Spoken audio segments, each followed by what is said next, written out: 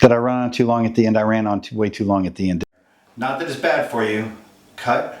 Cut. This card is full. Ciao, y'all. Today we're going to talk about dairy. Specifically, we're going to talk about cultured dairy products. Now, you'll see that I have several items out here that are all cultured dairy products, and I also have some butter. The only reason I have butter out here, we could do a whole video about butter. That's not today. The reason I have butter out here is so that we can talk about buttermilk. What buttermilk is and what it isn't. This is homemade butter. I just made this butter yesterday. Now, there are two ways you can make butter. You can make butter from heavy cream, also known as heavy whipping cream in the supermarket, or you can make it with cultured cream. You can make your own cultured cream and then make butter from that, or you can make butter from this product known as Creme Fraiche, which is a cultured cream. We'll get into details about that in a second. But the reason we're talking about butter is so that we can transition to talking about buttermilk, and what buttermilk is and what it isn't. So first I'm going to tell you the two things buttermilk isn't. Buttermilk is not milk with lemon juice added to it. One thing that you'll read on the internet on a lot of websites is that if you don't have any buttermilk on hand, you can just squirt some lemon juice into some regular milk and make that buttermilk. That is not the same thing, not even close. They're not even related. All you've made is sour milk. Don't be putting lemon in your milk. It's disgusting. What you should be doing if you don't have buttermilk is using another product that can substitute for buttermilk. And that's what we're going to talk about today. Another thing buttermilk isn't is the leftover watery product that you get from making butter, unless you have made cultured butter. So here I've made cultured butter, and so here I have buttermilk. But if you watch a video, somebody showing you how to make butter and they just take some heavy cream and they just whip it up until it turns into butter, that leftover stuff is just dirty water. That is not buttermilk because it does not contain lactobacillus, which is the enzyme, the bacterial enzyme that exists within all of these products. So I don't really have much else to talk about butter, so I'm going to move that to the side. But here's what buttermilk is. Buttermilk is this leftover watery stuff from making butter if it were cultured cream that you started with, which in my case it was. I can smell this and it smells like buttermilk. It smells exactly like this buttermilk. Now, what's the difference between store-bought buttermilk and homemade buttermilk? Well, you've seen what this stuff looks like. It's really thick. And by the way, I don't normally buy the super expensive buttermilk. I was in the store and my grocery store brand was out. So I looked at another big name brand that they had there, and I'm going to give them away. Their name brand is Seal Test. And I looked at the ingredient list on Seal Test, and they not only had some of the typical additives you'd see like Gelen gum, but they actually had cornstarch, not just cornstarch, modified cornstarch, which is a super highly processed version of cornstarch. Why on earth would you put cornstarch in here? Shame on you, Seal Test. By the way, I was at another grocery store and I saw Pet, another well-known name brand, also had cornstarch in it. So you guys, stop putting cornstarch in your buttermilk. I don't know if they're putting it in there to make it thicker, which I don't know why you would need to do, or if they're putting it in there to make it a filler so that you're not getting the whole thing of buttermilk, but you don't want or need cornstarch in your buttermilk. So look at your labels, folks. Always look at your labels. So because they didn't have my normal store brand, I had to buy this super expensive A2 buttermilk, but this contains only cultured cream, only whole milk, and the lactobacillus cultures, which just will read active cultures or live active cultures. So why is this different from this? This is literally how buttermilk started. Back in the day when people made their own butter, they had a leftover product called buttermilk. And since they were using raw milk out of the cow without it being pasteurized, pasteurizing is the process of cooking slowly heating, I shouldn't use the word cooking, slowly heating something until all the bacteria dies in it. It's a law in the United States. All of our dairy products have to be pasteurized. And so when they pasteurize it, it kills all the bacteria, the bad bacteria, and the good bacteria. So then for these cultured products, they add the bacteria back in. But back in the day when you just got milk out of your cow or out of your goat, and then you made butter out of it, what you had left over was this liquid that was called the buttermilk. And they made stuff out of this. Nowadays, buttermilk in the United States is this product, which is milk, and you can get it as whole milk, low-fat milk, or skim milk with the bacteria added back in. I remember reading on a forum one time and somebody said, oh, if it's not whole-fat buttermilk, then it's not really buttermilk. Yes, it is. In fact, there's very little fat in this since almost all of that fat went into making butter. So the amount of fat in buttermilk isn't really relevant to it being buttermilk and all of the benefits that it gives you, or even the flavor. What makes the only reason you would pick whole fat over low fat or skim milk is if you like that texture, if you like the more richness of the fat. So I do, but you don't have to. Non-fat buttermilk serves the same purpose as whole milk buttermilk. They're exactly the same thing, except that the little bit more milk fat that's in there gives a little bit richer texture and maybe a little bit richer taste. So that's the only difference. So if you're not doing high fat diet and you want to have low fat buttermilk, don't worry about it. It's going to be just as good. Like I said, this right here is almost completely devoid of fat, and it's still buttermilk. So what's the difference between these when I'm cooking with them? Texture.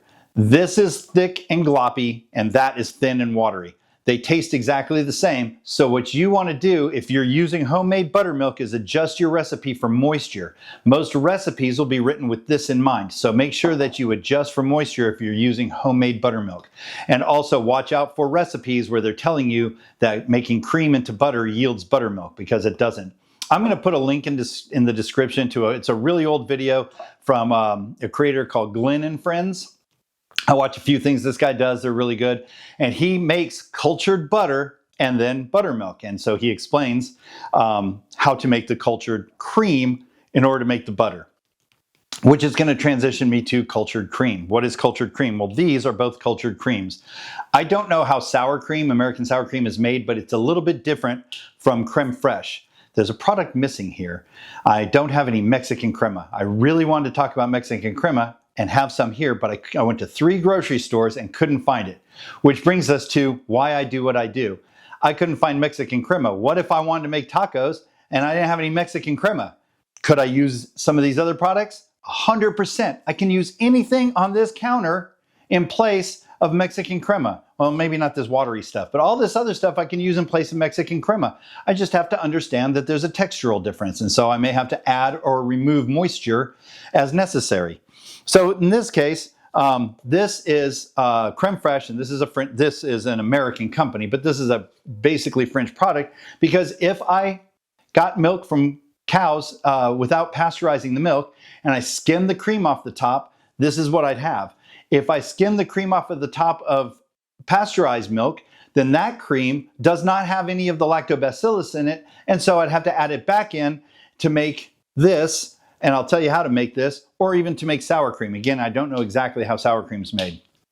But if you want to make this at home, it's really, really easy. Just buy some heavy cream, heavy whipping cream, and then add a little bit of any of these other products in there. Not this one because it's vanilla flavored, but anything that's not flavored, just add a tiny amount of that in there. I used to make this cultured cream butter, I took 1 pint of cream and added 1 tablespoon of sour cream to it. And then you just let it sit in your pantry for a couple of days in a glass container, or I use one of these plastic containers. Everybody always says use glass, so do that. I don't know if there's something wrong with using plastic. Seems fine to me. But yeah, just let it sit in your pantry for a couple days. It will thicken up and it will look like this stuff or like sour cream. So what's the difference between this, Mexican crema, and sour cream? Well, honestly, Creme Fraiche and Mexican crema, the only difference that I can tell is Mexican crema is a little thinner, so it spreads a little bit better. This is a little bit thicker product.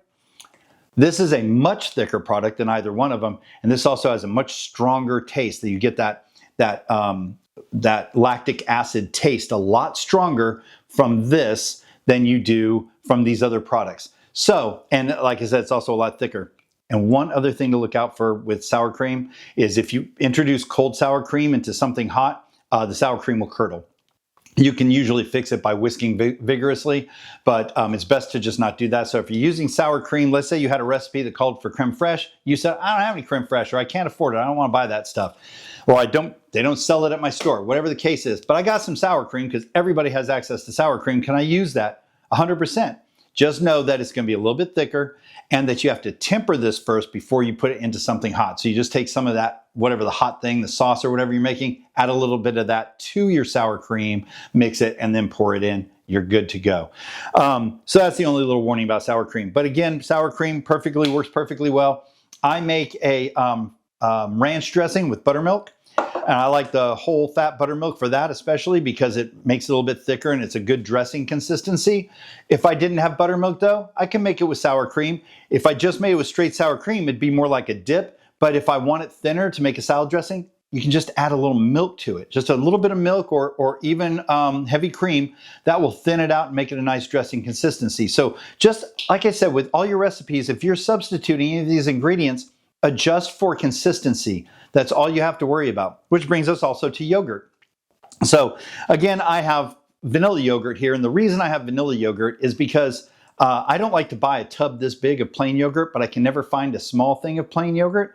So I'm using this because this is the yogurt my wife eats for breakfast, and this is a really good yogurt brand. I like this stuff. So I have this. Another thing, make sure you read the ingredients in your yogurt. You know, back in the day, we used to get the yogurts with the fruit on the bottom, you know, and you'd have to everybody would try to mix it up and get all gross. I learned if you buy those, just take it and turn it upside down in a bowl, and then you got a little tower of yogurt with some nice fruit topping spilling over it. But look out for, like, you know, back then, Yoplait came along and introduced this nice, smooth, creamy yogurt to us. And what made it smooth and creamy? Well, high fructose corn syrup, for one thing, and modified food starch. So again, adding starch to it.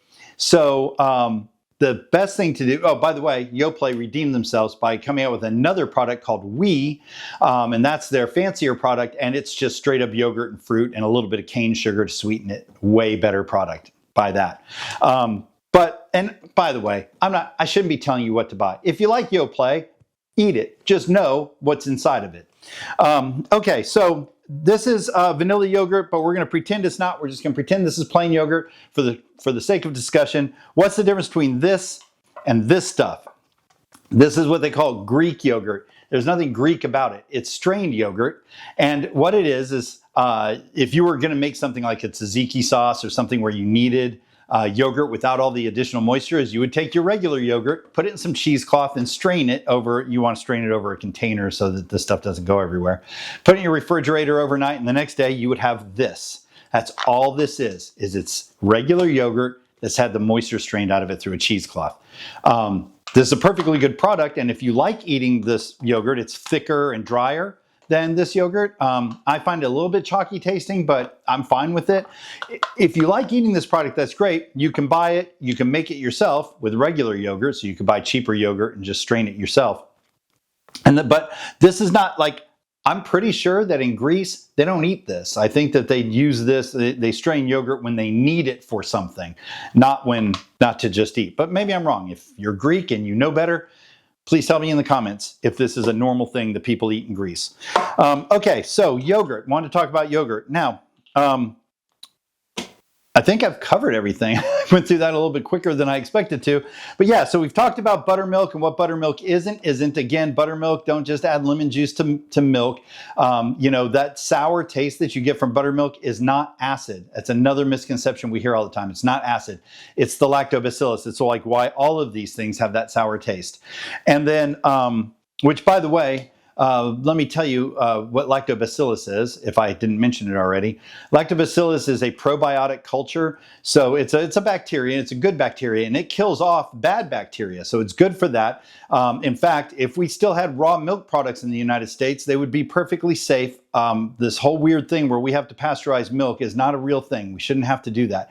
The bacteria that's in milk is by itself killing the bad bacteria, and it's propagating itself to be healthy for us. It's a probiotic, which means that it promotes gut health, and also it helps a healthy immune system. So having these cultures in your body help you be a healthier person through and through. So please consume lots and lots, well, as much as you can consume dairy, consume dairy with bacteria in it, with cultures in it. So that's just my little tip for just a healthier immune system. Pickles do the same thing. So pickled vegetables also work, especially if they were pickled with salt and not with vinegar. So, okay, which we'll do a whole episode on pickles one day. So this is, but you could kind of call this pickled milk almost. So these are our cultured dairy products. Just want to kind of cover those today so everybody knows you can absolutely use any of these products to switch out for another one. Just know you may have to adjust for consistency in your recipe. And also, someday try making your own cultured butter. Cultured butter is way better than standard butter, and it's very expensive to buy in the supermarket, so make it yourself. Plus, it's just fun to make butter. And again, I'm going to link to that Glenn and Friends video so you can go see how to make it. And I think that I've covered pretty much everything. So again, all of these products are interchangeable, and always remember that the most important ingredient is love.